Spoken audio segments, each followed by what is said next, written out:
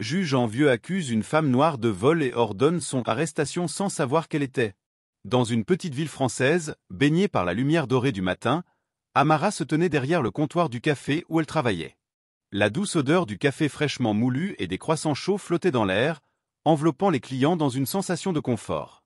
Amara, une jeune femme noire aux cheveux crépus et aux yeux pétillants de gentillesse, était appréciée par tous. Son sourire lumineux illuminait même les journées les plus sombres, rendant chaque client plus heureux d'être là. Elle servait le petit déjeuner avec une grâce naturelle, prenant soin de chaque commande comme si elle était une œuvre d'art. Les gens venaient non seulement pour le café, mais pour la chaleur qu'elle dégageait. Amara avait des rêves, des aspirations qui s'étendaient bien au-delà de la cuisine du café. Elle souhaitait un jour ouvrir sa propre librairie, un refuge où chacun pourrait trouver des histoires qui résonnaient avec son âme. Cependant, pour l'instant, elle était heureuse de servir des tasses de bonheur dans ce petit coin de la ville. Ce matin-là, la lumière du soleil filtrant à travers les fenêtres créait des motifs dansant sur le sol en bois. Amara, en train de remplir une tasse, entendit la clochette de la porte retentir. Un client entra, et tout dans son attitude dégageait une aura d'autorité. Monsieur Dupont, un juge connu et redouté dans la région, fit son apparition. Sa réputation le précédait, et son tempérament colérique était bien connu de tous. Amara, bien qu'elle ait entendu des histoires à son sujet, n'avait jamais eu l'occasion de le rencontrer en personne. Dupont était un homme de taille imposante, avec des traits marqués par le stress et la frustration. Ses yeux sombres, souvent plissés, reflétaient une irritation palpable. Ce jour-là, il semblait particulièrement amer, son visage dur comme la pierre. Amara, sans se laisser intimider, lui adressa un sourire chaleureux, essayant de dissiper l'ombre qui planait autour de lui. Elle lui demanda ce qu'il désirait, mais la réponse ne vint pas sous forme de mots. Au lieu de cela, il grogna une commande d'un café noir, son ton laissant transparaître une impatience qu'Amara n'avait jamais vue chez ses autres clients. Le café était presque vide à cette heure matinale, ce qui offrait à Amara le temps de s'occuper de lui avec une attention particulière. Elle se déplaça rapidement derrière le comptoir, préparant sa commande avec diligence. Pendant qu'elle s'affairait, elle ne pouvait s'empêcher de remarquer l'irritation croissante sur le visage de Dupont. Il semblait perdu dans ses pensées sombres, jonglant avec des problèmes personnels qui le rongeaient. Amara se demanda ce qui le tourmentait tant, mais elle savait qu'il était préférable de ne pas poser de questions. Les clients, surtout ceux comme lui, préféraient souvent une certaine distance, un respect de leur espace. Tout à coup, un bruit assourdissant rompit le silence du café. Une femme, visiblement perturbée, entra en courant, son visage blême de terreur. Elle criait, attirant l'attention de tous les clients. Son sac à main avait disparu, et elle était convaincue qu'il avait été volé. Amara, surprise par l'intensité de la situation, observa la scène avec une inquiétude croissante. Dupont, en revanche, réagit immédiatement. Sa colère contenue s'éveilla, et il se leva brusquement de sa chaise, son regard se tournant vers Amara. Sans réfléchir, Dupont accusa Amara d'être la voleuse. Dans son esprit perturbé, il était convaincu qu'elle avait profité de la confusion pour prendre le portefeuille de la femme. Amara, encore choquée par la rapidité de la situation, ressentit un frisson de peur. Elle n'avait rien fait, mais la force de l'accusation était écrasante. Dans un café où elle était respectée et aimée, elle se trouva soudainement au centre d'une tempête d'injustice. Les clients, perplexes, échangèrent des regards inquiets. Amara, sentant les yeux rivés sur elle, se sentit submergée par une vague d'anxiété. Les murmures commencèrent à circuler et l'ambiance, autrefois si chaleureuse, se transforma en un climat de suspicion. Elle avait toujours été le cœur du café, mais ce jour-là, elle était devenue une paria. La pression montait, et la terreur de l'injustice imminente s'installait dans son esprit. Dupont, aveuglé par sa colère et son arrogance, ne prêta aucune attention aux protestations d'Amara. Ses accusations résonnaient comme un verdict, et la jeune femme se sentait piégée dans un cauchemar dont elle ne pouvait s'échapper. La femme qui avait perdu son sac, bien qu'effrayée, ne savait pas quoi faire. Elle regardait Dupont, comme si sa présence seule pouvait apporter une sorte de légitimité à la situation. Amara, quant à elle, cherchait désespérément une issue à ce malentendu. Elle savait que la vérité était de son côté, mais la colère de Dupont et la panique ambiante obscurcissaient tout. Chaque seconde qui passait semblait prolonger son supplice. Elle avait toujours cru en la justice, mais cette expérience la confrontait à une réalité cruelle et déconcertante. La lumière du matin, qui avait été si chaleureuse, semblait maintenant froide et distante. Alors que la confusion régnait dans le café, Amara se remémora sa vie, son enfance, ses rêves. Elle avait travaillé si dur pour arriver ici, pour bâtir une existence digne et remplie d'espoir. Mais maintenant elle se tenait là, avec un poids écrasant sur ses épaules, accusée de quelque chose qu'elle n'avait pas fait. Ses pensées tourbillonnaient dans sa tête, et elle savait qu'elle devait se battre, mais comment? Comment prouver son innocence face à un juge dont la colère était si palpable? Les yeux des clients, qui jadis la regardaient avec admiration, étaient désormais chargés de doutes. Amara pouvait sentir leur méfiance, et cela lui faisait mal. Elle était déterminée à ne pas se laisser abattre, mais l'accusation de Dupont était comme un coup de poing dans l'estomac. La réalité de son monde basculait dans l'inconnu, et elle se demandait si elle pourrait un jour retrouver la paix dans ce café qui avait toujours été son refuge. Au fond d'elle, une flamme de résistance commença à se raviver. Amara savait qu'elle devait trouver le moyen de se défendre, de prouver qui elle était vraiment. Mais pour l'instant, elle était piégée dans cette spirale d'injustice, son cœur battant la chamade. La vie qu'elle avait construite était sur le point de basculer, et elle se tenait au bord du précipice, prête à affronter une tempête qui ne faisait que commencer. Amara se tenait là, les mains menottées, la tête haute, mais le cœur lourd. La réalité de la situation la frappait avec une brutalité écrasante. Elle avait toujours cru en la justice, en l'idée que les innocents seraient protégés, que ceux qui faisaient le mal seraient punis. Pourtant maintenant, elle réalisait que le monde n'était pas aussi simple. Les policiers l'avaient conduite au poste, la regardant avec une indifférence glaciale, comme si elle n'était qu'un numéro de dossier, une affaire à traiter. Les murs de la station de police semblaient se refermer sur elle, une prison bien plus étouffante que les menottes qui lui enserraient les poignets. Les lumières fluorescentes clignotantes créaient une atmosphère surréaliste, accentuant son sentiment d'aliénation. Elle avait l'impression d'être dans un cauchemar dont elle ne pouvait pas se réveiller. Amara se remémorait les instants précédant son arrestation, sa routine au café, le sourire des clients, l'odeur du café fraîchement moulu. Tout cela semblait appartenir à une autre vie, une vie où elle n'était pas accusée à tort d'un crime qu'elle n'avait pas commis. Chaque détail de son existence s'était effacé, remplacé par cette nouvelle réalité, brutale et intransigeante. Au poste, elle fut placée dans une cellule. L'espace était petit, mais suffisant pour qu'elle puisse s'asseoir sur un banc en métal froid. Elle ferma les yeux, essayant de se concentrer, de respirer profondément. Elle se remémorait les visages de ses amis, ceux qui lui apportaient du soutien, qui croyaient en elle. Mais la pression médiatique commençait à se faire sentir, comme une tempête se préparant à frapper. Les rumeurs circulaient, alimentées par les déclarations de M. Dupont, qui avait réussi à transformer un incident malheureux en un spectacle public. Elle pouvait presque entendre les murmures à son sujet, les jugements hâtifs, les accusations infondées. Les gens avaient tendance à croire ce qu'ils voulaient croire, à se forger une opinion sans connaître les faits. La peur et la colère commençaient à s'infiltrer en elle. Amara savait qu'elle devait se battre, qu'elle ne pouvait pas laisser cette injustice l'emporter. Mais comment se battre lorsque les éléments semblaient être tous contre elle? La pensée de devoir convaincre les autres de son innocence la terrifiait. Le soutien de ses amis était précieux, mais la force des médias était dévastatrice. Chaque jour, les nouvelles se répandaient, et son nom devenait synonyme de délit. Elle pouvait imaginer les gros titres, les reportages sensationnalistes qui ne cherchaient qu'à accroître le drame. C'était une réalité cruelle, et elle se sentait piégée dans un tourbillon dont elle ne voyait pas comment s'échapper. Elle savait que des amis viendraient la voir, mais à chaque visite, leur regard était teinté d'inquiétude, de pitié. C'était ce qu'elle redoutait le plus, être vue comme une victime. Elle ne voulait pas que l'on ressente de la pitié pour elle, elle voulait que l'on reconnaisse son innocence. Les jours passaient, et la tension ne faisait que s'intensifier. Amara passait son temps dans sa cellule, réfléchissant à des stratégies, à des moyens de prouver qu'elle n'était pas coupable. Elle se remémorait chaque instant du jour du vol, cherchant un détail, une preuve, quelque chose qui pourrait renverser la situation. Mais tous ces souvenirs se mélangeaient dans son esprit, devenant confus, flous. Elle se rappelait avoir servi Dupont, l'avoir vu se lever, mais après cela, tout était devenu un brouillard. Il lui semblait que son esprit lui faisait défaut, qu'il lui était impossible de se souvenir clairement des événements. Lorsqu'elle reçut enfin la visite de ses amis, une lueur d'espoir traversa son cœur. Ils étaient là, solidaires, apportant avec eux des nouvelles de l'extérieur, des mots d'encouragement, même si leur propre anxiété était palpable. Ils discutaient de la manière dont ils pourraient l'aider, de la nécessité de rassembler des preuves, de témoins potentiels. Mais même leur présence, si réconfortante soit-elle, ne parvenait pas à chasser l'angoisse qui lui pesait sur la poitrine. Amara pouvait sentir le poids de la situation sur ses épaules. La peur de l'inconnu s'immisçait dans son esprit. L'audience préliminaire approchait, et elle savait qu'elle devrait faire face à un juge qui avait déjà pris position contre elle. Monsieur Dupont, avec sa réputation, son autorité et son ressentiment personnel, serait un adversaire redoutable.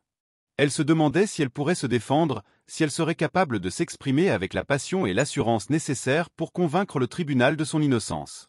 Le jour de l'audience, elle fut escortée dans une salle de tribunal qui semblait immense, encore plus intimidante que la cellule dans laquelle elle avait été retenue. Les bancs étaient presque pleins, des visages curieux et critiques la dévisageant. Amara ressentit une vague de panique.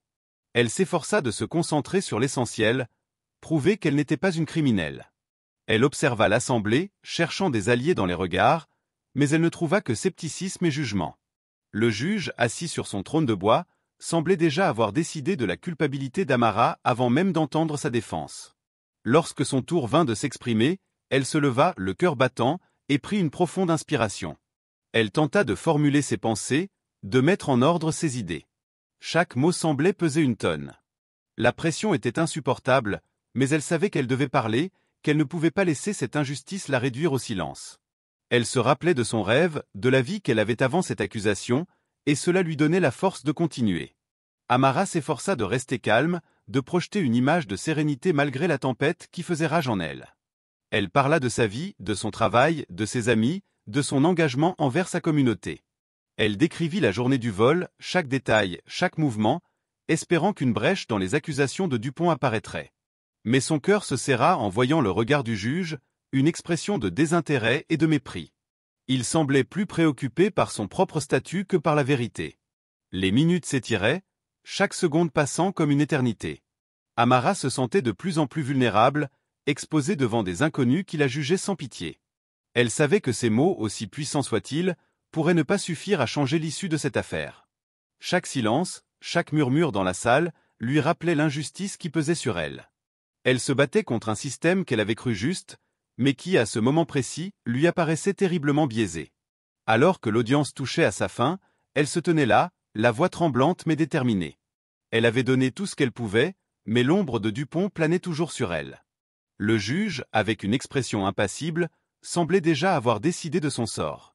Et alors, dans ce moment de désespoir, Amara comprit que sa lutte ne faisait que commencer.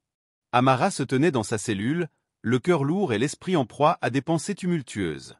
Les murs grisâtres de la prison semblaient se resserrer autour d'elle, amplifiant son sentiment d'isolement. Chaque jour, elle se réveillait avec l'espoir que tout cela n'était qu'un cauchemar, qu'elle n'avait pas été accusée à tort de vol par un juge au tempérament colérique. L'injustice de sa situation la rongeait lentement. Elle se remémorait les visages des clients du café, leur chaleur, leur soutien. Mais maintenant, tout cela semblait lointain et flou, comme un rêve évanescent. C'est alors que Lucas, l'avocat idéaliste, entra dans sa vie. Il était jeune, avec une passion qui brillait dans ses yeux. Lorsqu'il s'était présenté, Amara avait d'abord été sceptique. Comment un jeune avocat, peu expérimenté, pourrait-il l'aider face à un juge aussi influent que M. Dupont?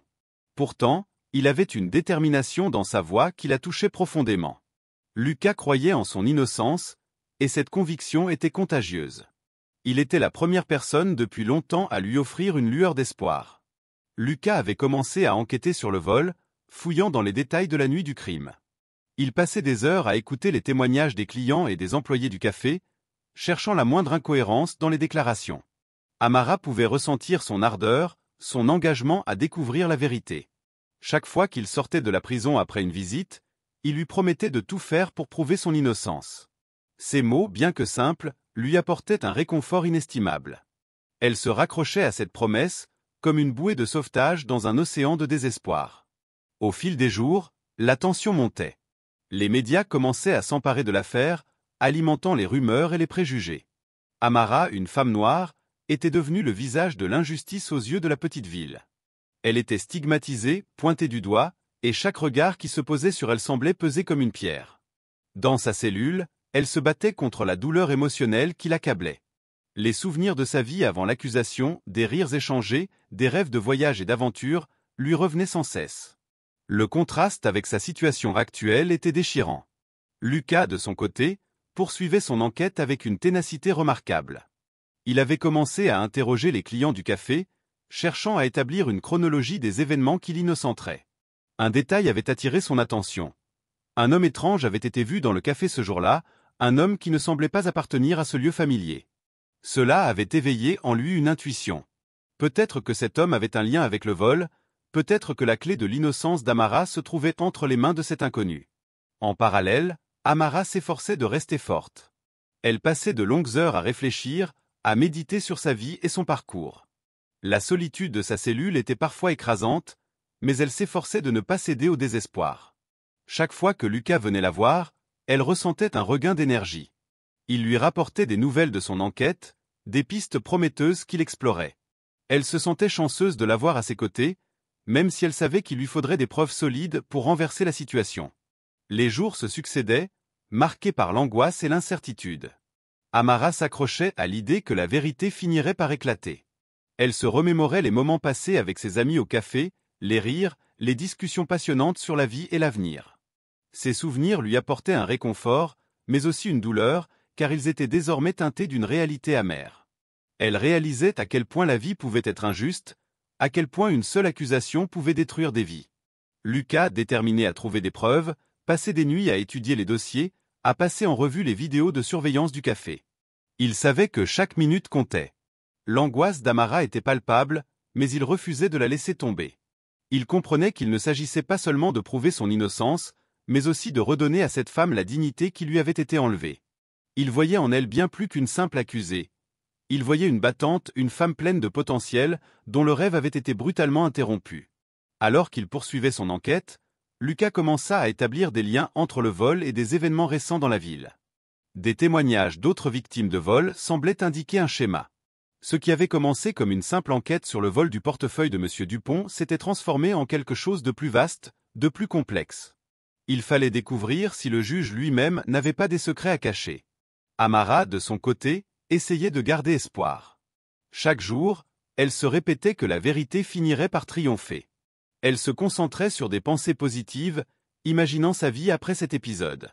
Elle rêvait de retourner au café, de retrouver ses amis, de servir des tasses de café fumant tout en échangeant des sourires chaleureux. Mais la réalité était là, implacable.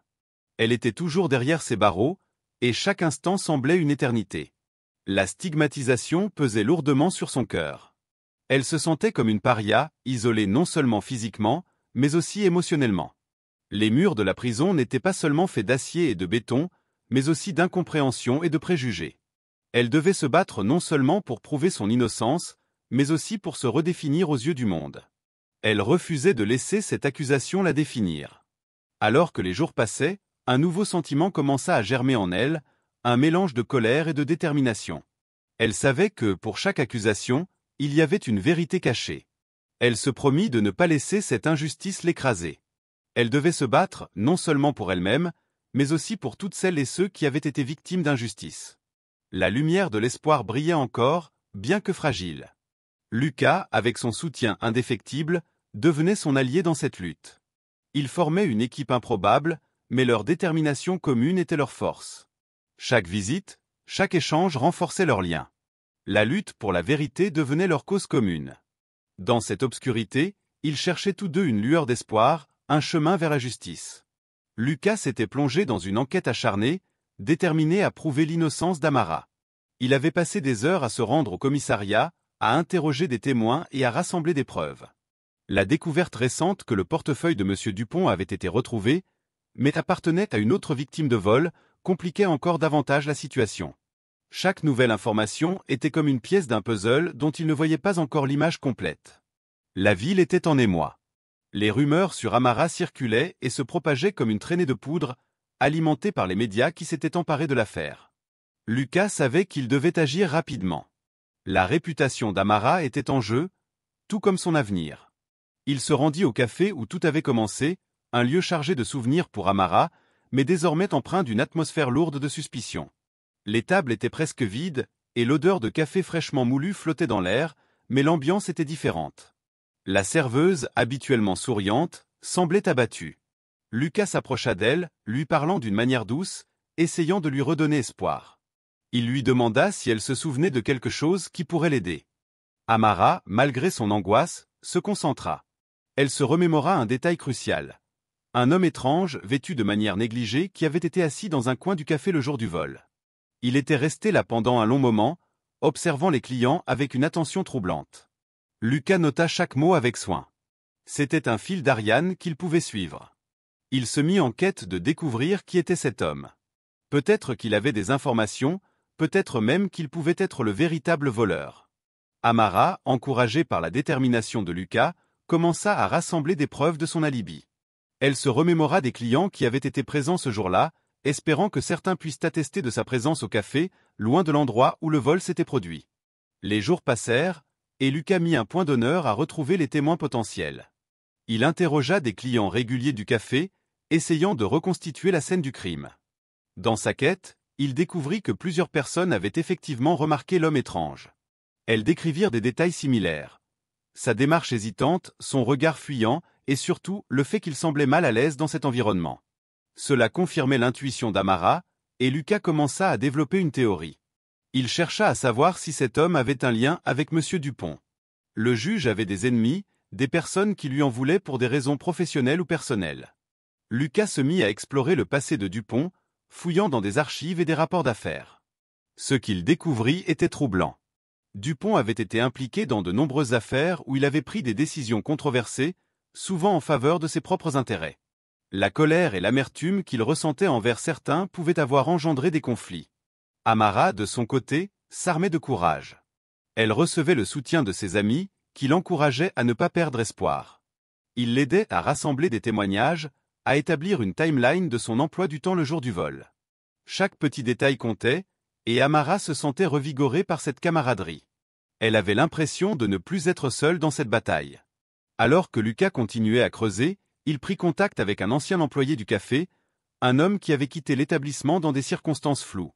Cet homme, visiblement nerveux, avait une relation tumultueuse avec Dupont.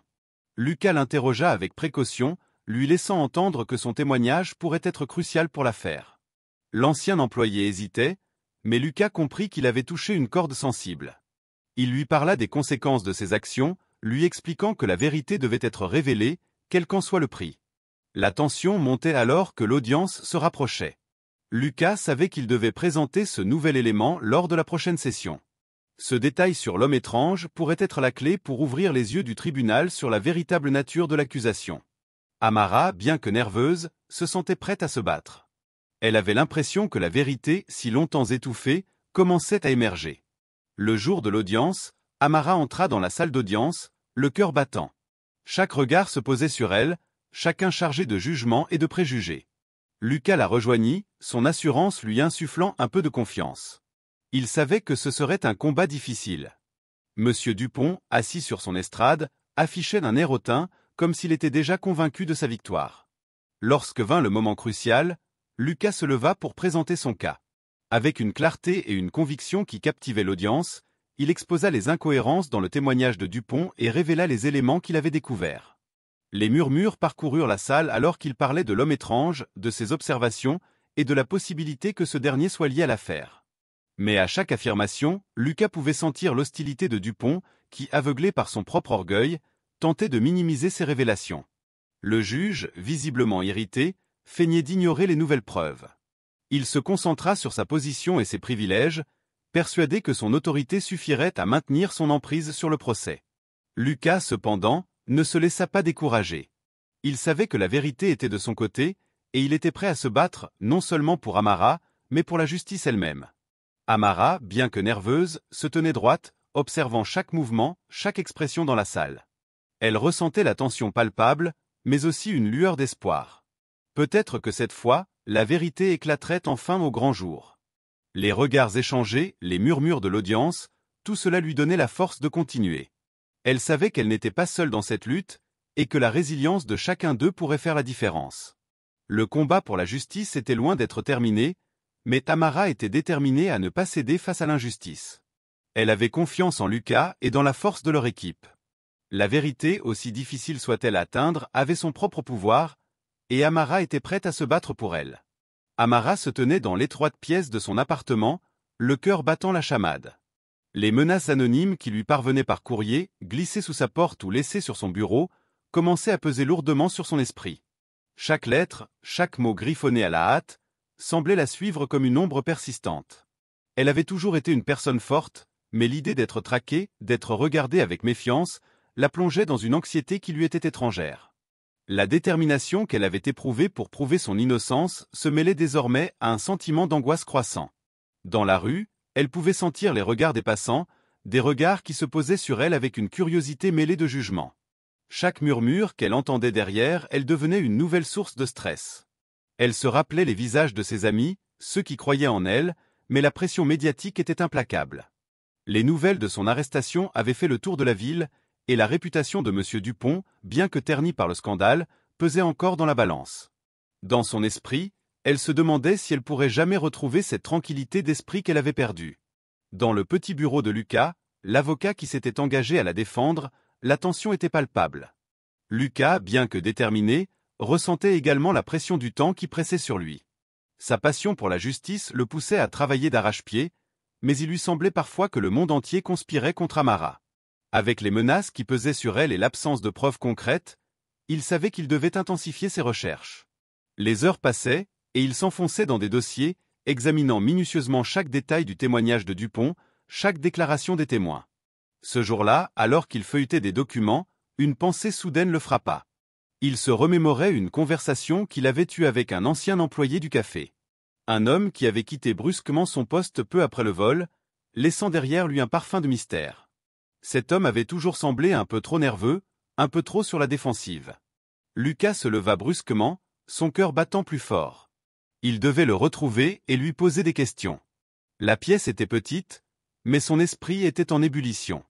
Il enfila rapidement sa veste, déterminé à découvrir la vérité. Dans la soirée, alors que la lumière du soleil s'éteignait lentement, Lucas se dirigea vers le quartier où se trouvait l'ancien employé. Les rues étaient presque désertes, et une atmosphère de tension régnait dans l'air. Il se rappela les paroles de ses amis, lui disant de faire attention, mais il ne pouvait pas reculer maintenant. La vérité était trop importante. Une fois arrivé à l'adresse qu'il avait trouvée, il frappa à la porte, son esprit tournant autour des possibilités. Il n'y avait pas de réponse. Lucas frappa à nouveau, plus fort, la nervosité s'accumulant dans son ventre. Finalement, la porte s'ouvrit lentement. L'homme qui se tenait devant lui avait l'air fatigué, des cernes sous les yeux et un air inquiet. Lucas se présenta brièvement, expliquant la situation d'Amara et son besoin de comprendre ce qui s'était réellement passé. Il observa le changement d'expression sur le visage de l'ancien employé. Un mélange de peur et de réticence. Lucas s'installa, conscient que chaque mot comptait. L'homme hésita, mais au fur et à mesure que Lucas posait des questions, il sembla s'ouvrir lentement, comme une fleur qui commence à s'épanouir sous la chaleur du soleil. Les informations qu'il divulgua étaient déroutantes. L'ancien employé parla d'un passé tumultueux avec M. Dupont, d'un conflit qui avait éclaté après un incident mineur. Un malentendu qui avait conduit à des accusations de négligence professionnelle, un ressentiment qui n'avait cessé de croître. Au fur et à mesure que Lucas écoutait, il comprit que cet homme avait des raisons de détester le juge. Des erreurs avaient été commises, et la colère avait pris racine, mais il ne comprenait toujours pas comment cela se rapportait à Amara. Puis, dans un moment de franche confession, l'homme révéla une information cruciale. Monsieur Dupont l'avait contacté juste après le vol, lui demandant de rester silencieux. Une manipulation, un coup monté pour couvrir ses propres erreurs. Lucas sentit son cœur s'accélérer. Les pièces du puzzle commençaient à s'emboîter. L'ancien employé avait été utilisé comme un pion dans un jeu bien plus vaste, un jeu qui avait conduit à l'accusation injuste d'Amara. L'angoisse qui pesait sur lui se transforma en une détermination renouvelée. Lucas savait qu'il devait agir rapidement. La confession de cet homme, bien qu'hésitante, était une preuve essentielle. Si M. Dupont avait effectivement manipulé les événements pour protéger sa réputation, cela pourrait changer la donne pour Amara. Lucas remercia l'homme pour sa franchise et sortit de l'appartement, le cerveau en ébullition. Les rues s'étendaient devant lui alors qu'il marchait rapidement, le visage serré par la concentration. Il se devait de rassembler les preuves, de préparer une stratégie pour le prochain jour d'audience. Il savait que chaque minute comptait, et l'idée que le temps pouvait lui échapper le galvanisait. Dans son esprit, il voyait déjà les scénarios se dérouler, les mots qu'il prononcerait devant le tribunal, la manière dont il dévoilerait la vérité. Amara, quant à elle, était assise sur son lit, les mains tremblantes. Chaque bruit à l'extérieur lui semblait menaçant. Elle pensait à Lucas, à son soutien indéfectible.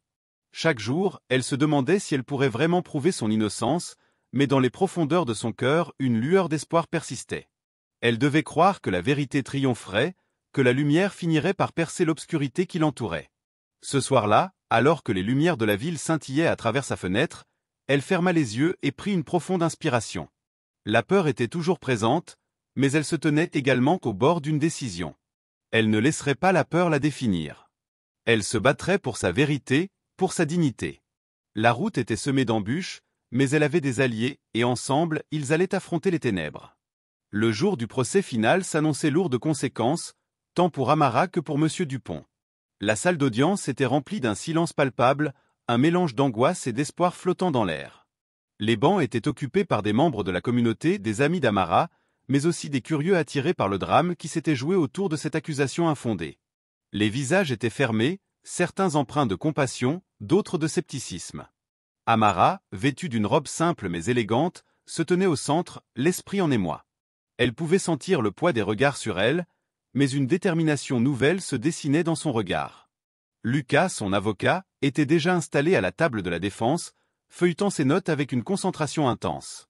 Le dossier qu'il avait constitué était épais, regorgeant de preuves et de témoignages qui, selon lui, allaient renverser la situation. Il savait que chaque mot qu'il allait prononcer pourrait changer le cours de la vie d'Amara et peut-être même de sa propre carrière. Le juge, M. André, un homme à l'allure imposante, entra dans la salle avec une autorité naturelle. Il prit place sur le banc, et un frisson parcourut la salle. Le procès allait enfin commencer. Lucas prit une profonde inspiration et se leva, se dirigeant vers le pupitre. Il commença son discours en évoquant la présomption d'innocence, un principe fondamental de la justice. Ces mots, choisis avec soin, résonnaient dans la salle. Il peignait un tableau de l'innocence d'Amara, de sa gentillesse et de son dévouement envers les autres. Il soulignait les incohérences dans le témoignage de M. Dupont, le juge qui avait, selon lui, laissé ses préjugés obscurcir son jugement. Sa voix était ferme, mais il savait qu'il devait convaincre non seulement le juge, mais également les jurés qui l'écoutaient attentivement. Au fur et à mesure que Lucas avançait dans son argumentation, il dévoila les détails de l'enquête qu'il avait menée. Il parla de l'ancien employé du café, celui qui avait avoué avoir été manipulé par Dupont. Les murmures dans la salle grandissaient, alors que les spectateurs prenaient conscience de la gravité de la situation. Lucas exhiba des preuves tangibles. Des vidéos de sécurité, des témoignages de clients qui avaient vu le véritable voleur, des éléments qui peignaient un tableau bien différent de celui que Dupont avait présenté. Amara, quant à elle, se tenait droite, son cœur battant la chamade. Chaque mot de Lucas était comme un souffle d'espoir. Elle se remémorait ses jours passés dans la peur et l'incertitude, mais aujourd'hui, elle ressentait une force nouvelle. Elle voyait la détermination dans les yeux de Lucas, et cela lui redonnait du courage. Elle savait qu'elle n'était pas seule dans cette bataille. La communauté, ses amis, tous étaient là pour elle, et cette solidarité lui donnait de la force. Monsieur Dupont, assis à la table de l'accusation, semblait de plus en plus mal à l'aise. Son visage, habituellement impassible, trahissait une nervosité croissante. Lucas avait réussi à l'attaquer sur le terrain de la crédibilité. Les jurés observaient chaque mouvement, chaque expression, et il était évident qu'ils commençaient à remettre en question l'intégrité du juge. Au fur et à mesure que Lucas poursuivait son exposé, il ne manquait pas de rappeler le rôle fondamental de la justice. Protéger les innocents et garantir que la vérité émerge toujours, peu importe les circonstances. Lorsque Lucas termina son discours, un silence pesant s'installa dans la salle. Tous attendaient la réaction de M. Dupont, qui, malgré tout, avait encore une certaine autorité. Ses mains tremblaient légèrement sur la table, et il tenta de se redresser, de retrouver son aplomb. Il s'apprêtait à répondre, mais les mots semblaient lui manquer. L'audience tout entière se tenait en haleine, attendant le dénouement de ce drame judiciaire. Amara, les yeux rivés sur Dupont, pouvait sentir la tension dans l'air. Elle savait que ce moment était crucial. La vérité devait éclater, et elle espérait que chacun dans cette salle comprendrait l'ampleur de l'injustice qu'elle avait subie. Son cœur battait la chamade, mais elle se répétait que la vérité était de son côté. Elle ferma les yeux un instant, cherchant à canaliser toute sa force intérieure. Monsieur Dupont finit par se lever, sa voix tremblante trahissant son agitation. Il tenta de défendre sa position, mais ses mots sonnaient creux, presque désespérés. Les jurés, d'abord impressionnés par son autorité, commençaient à percevoir un homme acculé par ses propres erreurs. Lucas, prompt à saisir l'occasion, intervint avec une série de questions qui remettaient en question la légitimité des accusations portées contre Amara. Chaque réponse de Dupont devenait de plus en plus contradictoire, et la salle d'audience se remplissait des murmures. Amara, observant la scène, sentit une vague d'espoir l'envahir. Elle savait que les choses évoluaient en sa faveur. Les visages de ses amis, témoignant de leur soutien indéfectible, lui donnèrent la force de rester debout. Elle prenait conscience que la vérité, même si elle avait été longtemps étouffée, était en train de gagner du terrain. Après des heures de témoignages et de plaidoiries, le juge André annonça une pause, laissant le temps aux jurés de délibérer. Dans le couloir, Amara se retrouva entourée par ses amis. Les discussions allaient bon train, des encouragements fusaient, et même des larmes de joie commençaient à perler aux yeux de certains. En dépit de l'incertitude qui planait encore sur l'issue du procès, l'atmosphère était chargée d'espoir. Les gens se regardaient, partageant des sourires et des promesses de solidarité, peu importe le résultat. Le moment tant attendu arriva enfin. Les jurés revinrent dans la salle, le visage grave. Le juge André prit la parole, et le silence tomba à nouveau. Amara sentit son cœur s'emballer. Elle tenait la main de son ami, se concentrant sur chaque mot du juge. L'annonce fut claire, nous déclarons l'accusé non coupable. Un cri de joie éclata dans la salle, suivi de l'applaudissement des amis et des membres de la communauté. Amara se laissa aller à l'émotion, des larmes de soulagement coulant sur ses joues. Monsieur Dupont, quant à lui, resta figé, le regard vide. Les conséquences de ses actes commençaient à se dessiner. Amara savait que ce moment marquait le début d'une nouvelle ère pour elle. Elle était libre, mais elle avait également pris conscience de l'importance de se battre pour la vérité. Elle s'était promis de ne pas laisser cette expérience la détruire, mais plutôt de l'utiliser comme une force pour aider d'autres personnes victimes d'injustice. En quittant la salle d'audience, Amara fut accueillie par une foule de supporters, de proches et d'amis qui l'avaient soutenue tout au long de ce cauchemar. Les sourires, les étreintes et les mots d'encouragement l'enveloppaient. Elle se sentait forte, capable de surmonter n'importe quel obstacle. Amara savait qu'elle devait utiliser sa voix pour défendre ceux qui, comme elle, avaient été victimes de préjugés et d'injustices. Le chemin à venir serait long, mais elle était prête à le parcourir. Amara se tourna vers sa communauté, son regard déterminé. Elle avait appris que l'injustice pouvait frapper n'importe qui, mais que la solidarité et la vérité pouvaient faire la différence. Elle jura de lutter pour ceux qui ne pouvaient pas se battre et de transformer sa douleur en force. Ce jour-là, Amara ne se contentait pas d'être une survivante. Elle devenait une voix pour les opprimés, une lumière dans l'obscurité, une championne de la justice.